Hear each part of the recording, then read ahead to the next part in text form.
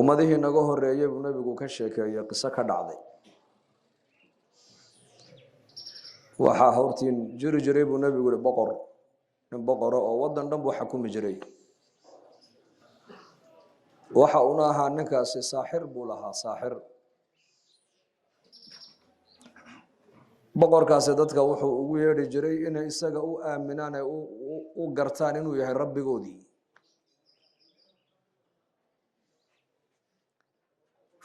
waxa dhacday marka duqi saaxirka ahaa ee cilmi sixirka u qaabilsanaa ayaa ka gaboobo daadiisii baa weynaatay marka boqorkiiba saaxirkiiba yaa yiri boqorow cilmigan cid aan bar u yeedh buu ka yiri cilmi sixir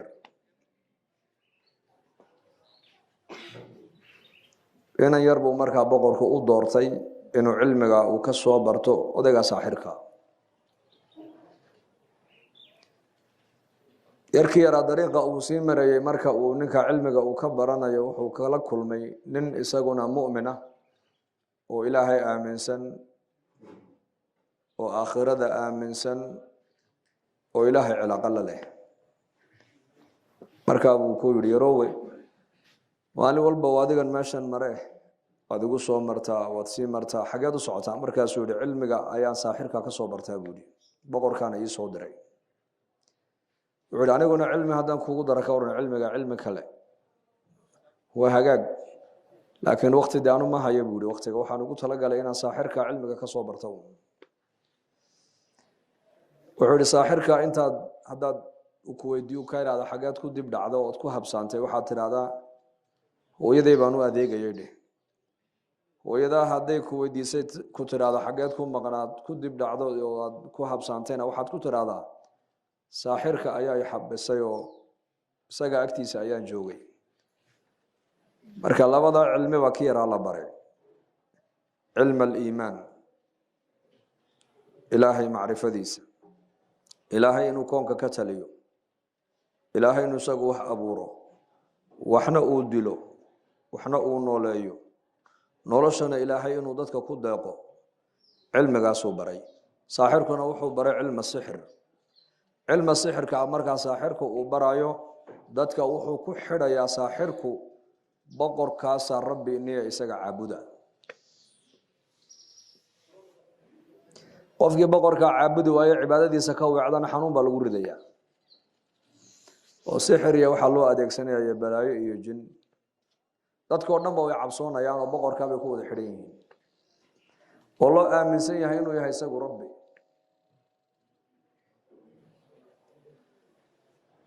dariiqii yarka yar uu mari jiray maalin maalmaha kamid ayuu arkay dad aad u fara badan oo wadadii dhooban markaasuu dadkii ku yiri maxayna dhigay wadadan waxay yiraahdeen daabad dadka cunaysa dariiqii fadhiisatay dadna meelan ka marna ma haysan yarkii yara wuxuu yiri labada cilmi sixirka uu saaxirku ibarayay iyo cilmi al-iimaanka uu ninka raahibka suufigu uu ibarayay ka ilaahay tabaaraka wa taala uu jecel yahay ilaahay uu aqbalo ee ilaahay agtiisa laga yaqaan maanta jarrabaya buudi dhagax intuu qaaday buu daabad marka waa daabad dadka cunaysa ama waa libaax ama waa cankaas wuxuu yiri magac ilaahay baan ku ganay buudi dhagaxaas daabaday magac ilaahay ku dhimo dhagaxii yara markuu ku dhiftay libaaxii uu dhintay ilaa dhagaxan waxa lagu tuuray ilaahay magaciisa bismillaah baa lagu ganay dadkii oo dhan dariiqii bay mareen ka yara uu soo socday ninka raahibka suufiga ee muuminka ahaa buu u yimiday markaa buu ku yiri cilmigaad adigu ibaraysay ba xaq ah cilmiga saaxirku baatil buu noqday waxba kama jiraan markaa ninkii baa yiri hadaba aniga maanta adaa iga fadli badan waayo karaama ayaad aragtay karaamad aaya ilaahay ku tusay aayad oo gargaarka ilaahay baad ishaada ku aragtay laakiin waa lagu imtixaami doonaaye anigana hay soo sheegin adiguna adkaysa buu ku yiri saaxirkii weynaa baa dhintay halkii saaxirku uu fadhin jiray buu yarkii yaraa uu fadhiistay laakiin dadka sixirka u adeegsan maaye kursigu waa kursigii saaxirka weeyaan uu fadhiisan jiray laakiin shakhsiga fadhiistay waa shakhsi muumin oo ilaahay aaminsan mu'min billah deedna markaasuu jaliisulmalik nin oday ahaayo raggii boqorka ag fadhiisan jiray nin ka mid a ayaa indhabeelo araggiiba ka tegey deedna markaa boqorkiiba ku yidhi yarkii yaraa saaxirkiiba ku soo daweynaye orodoo maaragtaane boqorka ikaa soo diray ku dheh qaraabadiisiibaa ninka intay gacanta qabteen bay yarkii u geeyeen markii loo soo geliyey buu yidhi boqorka ikaa soo diree araggiibaa iga tegey aragga ii soo celi markaa yarkiibaa ku yidhi anuu aragga ma qaado mana soo celiyo buu ka yidhi aragga anuu ma qaado mana soo celiyo oo aragga ayaa qaado ayaana soo celin karaa kaas waa allah buu yidhi allah markaasuu yaabay ninkii rabbiga unba aragga bini aadanka siiya soona celin karaa markaasuu yidhi dee rabbigu waaba ka ikaa soo dire oo boqorkanay u haystaan iyaku markaa inuu yahay rabbi deedna markaasuu ku yidhi shardi buu ku xidhay marka anuu ilaahay baan kuu baryi inuu ilaahay aragga kuu soo celiyo laakiin adiga waxaan kaa rabaa keliya inaad ilaahay adaamintid adiguna qof bini aadan oo araggii ka maqan yaho iimaan lagu xidhay ka warrama islaamnimo lagu xidhay ma yeeli mise u diidi ya u yeeli u yeelay shahaadateyn shahaadadii buu ku qoray hortiisa shahaadat alxaq yarkii yaraa ilaahay buu u baryey deedna ilaahay araggii buu u soo celiyey ninkii oo lugihiisa ku socdaa boqorkii u yimiday boqorkiibaa ku yidhi man radda calayka basaraka ayaa araggii kuu soo celiyey markaasuu yihi rabbi rabbigayba aragga ii soo ceshay markaasuu yihi awalaka rabbun hayrii rabbi anigaan ahayn adigu maad samaysatood leedahay markaasuu yihi haa rabbii wa rabbuka allah rabbigay iyo rabbigaagu waa kuma waa kee waa keede allah ma odhan karaysin allah allah waa la qabtay diintaad la timid dee ka noqo kama noqonaya buu yihi waa la dilay yarkii baa la soo qabtay boqorkii baa ciidan u diro waa la soo qabto waxaa lagu yihi cilmigan ayaa ku bare sheeg cilmiga saaxirka ma ahe ile saaxirku dadka ninkan uu ku xidhi jiray boqorka yarkanna dadka wuxuu ku xidhayaa ayuu ku xidhayaa ilaahay buu ku xidhayaa deedna markaasuu ninkii suufiga ahaa ee muuminka ahaa ee cilmigan baray buu markaa yarkii yar ayuu tusu yihi ninkaasaa cilmigay baray aniga ninkii raahibkii baa la soo qaaday dhulka intoo la qoday baa la yidhi yaa intaa loogu dhex riday markaasaa labada gacmoodna lagu kala xidhay laba geed markaasaa halkaa madaxa bartamihiisana minshaar ayaa loo saaray markaasaa lagu yihi diintan aad la timid ka noqo markaasuu yihi kama noqonaya buu yihi waa ninkii suufiga ahaa ee muuminka ahaa dadkaasi islaamnimada agtooda qiimo ku lahayd innaka soomaali haddaan nahay markay soomaalidu cadhooto diin caygay ku cadho baxdaba sidaa maaha maxaa diinta u cay waa layga cadhaysiiyey buu ka odhan maxaad ilaahay u aflagaadayn oo kanaa naga cadhaysiiyey de diintu agteenna maanta qiimahay leedahay gaalada waxay ugu dhiiradeen inay nebi maxamed maanta aflagaadeeyaan waxay ogaadeen meesha nebi maxamed uu naga taagan yahay bay ogaadeen maanta innaka dhaqankii islaamka dhaqankii nebigeenna sunnadii nebigeenna sal alla ly slam meeshay naga taagan tahay iyaga maanta ninka halkaasaa loo dhigay minshaar diinta ka noqo islaamka kama noqonaya buui waa la dilay yarkii yaraa boqorku wuxuu yihi ha dilina kan waa ilmo yar cilmigii saaxir ku hayaa waa ka cabsiinaynaa ciidan baa loo dhiibay buurtaa baarkayga fuushiya buurta dusheeda saara halkaa dul joojiyo markaa ka cabsiiya hadduu diinta ka noqdo noo soo celiya hadduu diinta islaamka ka noqoni waayana halkaa ka tuura buu yidhi waa ilmo yar ghulaam 12 jir 13 jir 14 jir buurtii markay bartamaha la marayaan waa la fuulayaa buurtu waa buur dheer ayuu cirka gacmaha u taaga saasuu eegay samada allahumma ilaahu cadowga la igu soo daray sidaad adigu doonto ilaahu cadowga aniga igaga kaafay buu yidhi fartajat iljabal buu nebigu yihi calayhi salaatu wasalaam buurtii baa gilgilatay sidaa u gilgilatay ciidankii lagu soo daroo dhan way wada daateen way wada dhinteen ilaahay yarkii yaraana isaga uu joojiyo halkiisii buu ku hayay markay ciidankii loo soo dhiibay ay wada dhinteen ee buurtii ka soo shalwadeen ayaa yarkii yaraa isagoo cagihiisa ku lugaynaya ayuu qasriga boqorka soo galay dadna boqorkii baa ku yiri aaw ciidankan ku dhiibeen kugu daray markaasuu yiri kafaanihimullah ilaahay baa sharkooga iga kaafiyay buu kuwaas المير دعاء دي سائل هاي أقبله بورتي لنيد قلقلتي إنك دعاء دي أنك ورمى مانت كين نبا مانت هدو وبرير إلهي انتو بريو يقين سن دعاء دي لقى أقبله غلام إنا ير بقر كبايا عيدا كانوا هذا نودي بقبتها دون السارة بدوين تجية بدا مركو بدوين تجودها وجوج لقى يا بينو عبصدو دين تكنو قضي كان نقول هذا هدو دين تكنو قضي إيسو عليا هدو دين تكنو قوني وين هلك كتور بودي برتمها مركي مرة يام بودي إله عدو قال إيسو ديبي سداد عدو عدون تعدو إله يجيك قبض بكيدي بدي بكعدي لما أنتوا بدي بوضع جلنا ووضع دينتين إسقى كل جيبه إلهي كره بدون تيده هذا حبتي بوي مدي إسقى اللقينا يقصر بقر كسوق علي بقر كيبا يدا أو عيدا كان كودي ابنك وقدري مرجع بقول إلهي بيجا كافيه بيودي يا كافيه دي الله تبارك وتعالى صدق إنك دلنا يردن إلهي ما يقول حريه المات هاي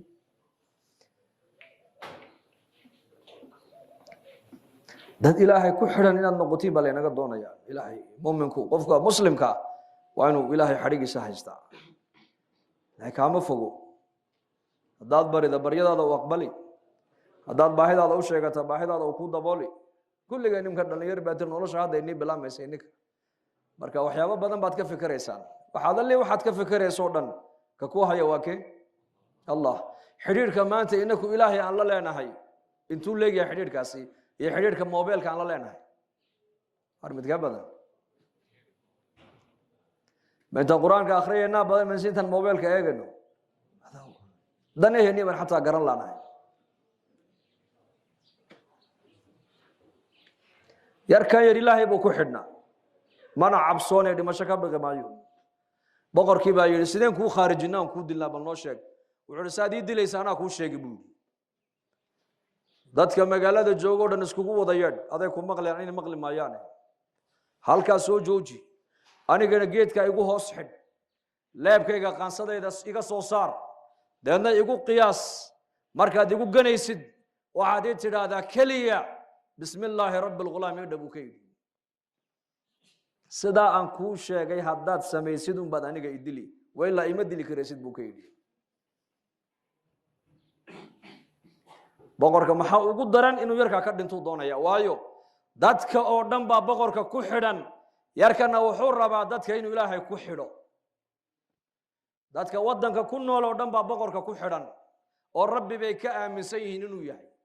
inuu rabbi yahay bay u haystaan iyaku waana laga dhaadhiciyay qofkii isaga boqorka amarkiisa diidana saaxirku ku salidi jiray saaxirka markaa qofka balaayo xanuun ku soo kicin jiray oo saaxirkuna jinka iyo balaayadu la shaqayn jiray yarkan yarna waxa uu doonayaa maadaama dadkani dadkiisii ay yihiin dalkani dalkiisii uu yahay wuxuu rabaa dadkaasi inuu ka gooyo makhluuqa ay ku xidhan yihiin wuxuu rabaa dadka inuu ku xidho ilaahay inuu ku xidho rabbi samaawaati wal ard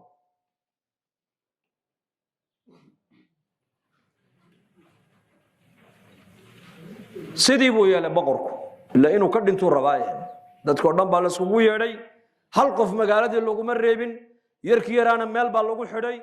laabiya qaansadiisii baa laga soo saaray markii lagu ganayeyna ereygii uu dalbaday baa loo yidhi ee ahaa bismillaahi rabbil ghulaam waxaan ku gannay leebka ilaahay magaciisii magacee ghulaamkaa yar weliba rabbigiisa magaciisii halkaasuu ka galay halkaa buu ka baxay uu dhintay nafta waxaan ka jecelaho kale muu jira isagu naftiisii buu diin u waayay inuu ummadiisa gaalnimada uu ka badbaadiyo naftiisii buu u horay isagu inakana maanta salaadani baa galab tani imkiintiina idhaahdo intii salaada subax soo tukato gacmaha taaga ma waxaanu malin tiradu inay badnaanayn laakiin toddobada iyo barhka halkaa haddii la idhaha albaabka waa la xidhi waad joogtaa waayo adduunyadaad ka fikiraysaa aakhirada kuguma weyna maanta adiga yarka yar aakhirada ku weyneyd diinta agtiisa qiimo ku lahayd dadka inuu ilaahay ku xidho ayuu doonayay waayo hadday bini aadamku aqoonta adduunka taalo dhan ay bartaan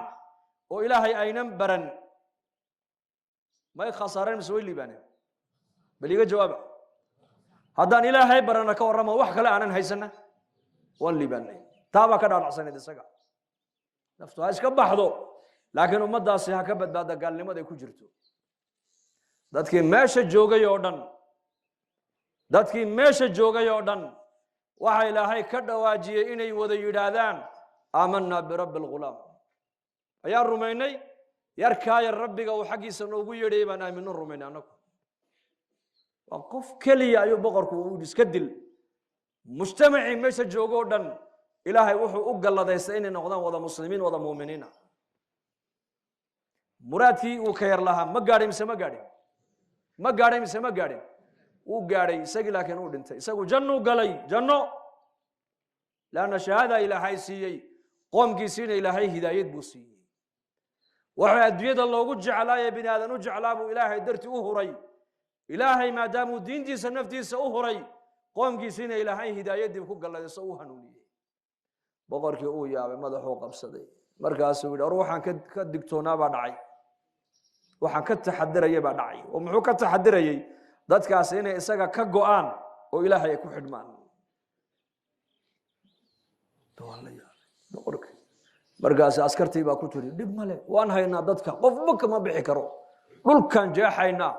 saliid baan ku karkarinaynaa kulul qof kasta waan dul joojinaynaa qofkii diinta islaamka ka noqdana waan ka tallaabinaynaa qofkii diinta islaamka ku adkaystana waan ku ridaynaa saliid karkaraysa ka waran oo qof bin aadan oo lagu tuurayo qof kasta waa la keenaa ka noqo diinta islaamka kama noqonayo waa lagu tuuraa qutila asxaabul ukhdud annaari daati alwaquud id hum calayha qucuud وهم على ما يفعلون بالمؤمنين شهود وما نقموا منهم إلا أن يؤمنوا بالله العزيز الحميد سورة داس ويان تفسير كي سورة البروج حديث السورة دو شرحيا قف قستال لكينا كان نقول دين تاد آمنتي ما كمان نقول يقول ربك آمنا دانا من كان نقول مايو والله قطورة مركز وصليت كركرة يسقف قال له قطورة ضبي الله فوق كلا بحيا إسلام وحال كان المهجي النجوم يسبوا النبي يقول عليه الصلاة والسلام مركز قال له يقول كان نقول دين تاد آمنتي يا ربي كان آمنتي كان نقول كمان نقول يا بيتري مركز قال هاي كودا مركز دبك زدول تاعتك أولكي أي نحدي جوك ستيبو رسولك يقول نفتي ذا ومع عبسنا بالله يري وحيو عبستي المهيج الناس كأي نوجنيس المهير الناس كنوجي مسكين واحد ماشى كده عياره ما هيسوى المير انتو كقاعدة أفكيبو إيه هو يدي مركز الهويو حق بات كنت أجن شيء كنا عبو يدي المو قرم هذا هالقرم هذا كبلابا لا بس أنا بركي لنا هذا كانوا نوجي يا الناس يرضع سدي أمه هل مركلي أنتو كقاعدة بالهويو حق بات كنت أجن شيء كنا عبو يدي مفسرين تو حيدا دين يركاير النفتي سأهري دين تدرادد تضباطن كن أقوم كيسا أيا سبب تيس دين الإسلام كوكو سوق الشيء قصدا وحنو سوق هذا يا وان نقول رير عليه هذا مسلمكو إنه وحب بدلا الله دونا يا مسائل لا بدلو مجتمع مانت إسلامك ملك استأدوية أي جوجان ما وحبان بدلون عالمك كو سو كردني او دقنك اسلام كان ادونك كو فيدنو انك ددك بدلي مسا انك علينا بدلي اريال لا بدل بلشيك dhalinyaradeena magaalada Hargeysa ka soo qaad Hargeysa Djibouti isku mid baan nahay dad cad oo gaala inuma yiman haddana dhalinyaradeeni daawashada ay shaashadan ay ka daawanayaan dhaqanka gaalada miyaan ku saamownay mise dhaqankeennii bay gaaladu intay daawadeen inaka bedelay baliga jawaab mid baa yidhi baryahan sheekh waxaad wacdiga ku dartaan dhalinyarada dhaforada xiirteen kala hadla waxaa yidhi kuwa magaalada anu lama yaabo baan ku yidhi waayo geel jiro waxaan arkay dhafoorka xiiran maanta maxaa kale yaaba ka magaalada jooga markaa geel jiri baa dhafoorka xiiran bay marka walaalayaal wiilashayda la daatihiin waxaan ilaahay muslimku waa inuu wax bedelo weeyaan in la bedelo maaha waxbarashadana ku dadaala waan u baahanahay in wax la barto in qofka muslimku dhakhtar noqdo inuu injineer noqdo inuu professor noqdo inuu mutacallim noqdo waan u baahanahay laakiin waxaasoo dhan waxa asaas u ah waa inuu qofku ilaahaysa ka cabsado ilaahay ku xidhnaado haddaad ilaahay ka cabsoonaynin ood iimaan iyo alla ka cabsi lahayn oo ilaahay ku abuuray aanad garanaynin dibloomkan iyo digriigan iyo shahaadadan aad qaadanaysid waxba ku kordhini mayso ogow waa warqad un waxa dadka kugu daraya waa akhlaaqdaada waxa dadkaa dhigaya waa akhlaaqdaada waxa qof wanaagsan kaa dhigaya waa akhlaaqdaada akhlaaqdaasina waa akhlaaqday diinteena islaamka ay noola timid weeyaan insha allah dhahada soo diyaar ma nihin insha allah allah inagu anfaco